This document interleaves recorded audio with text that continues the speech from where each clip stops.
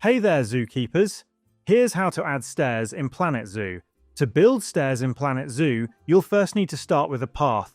Since stairs are created as part of the Path system, open the Paths menu by clicking the Paths button in the bottom right corner of your screen, just above the date and time display.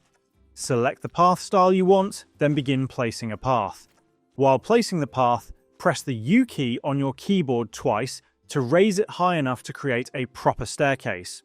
Pressing U only once will usually create a gentle ramp instead. Once you've reached the height you want, press the J key until the path becomes level again, then continue building your path as normal. Keep in mind that the appearance of the stairs depends on the path style you've selected, so feel free to experiment with different path types to find the look that best suits your zoo. And that's all of it. If this video helped, please leave a like or comment and subscribe to the channel for more straightforward guides.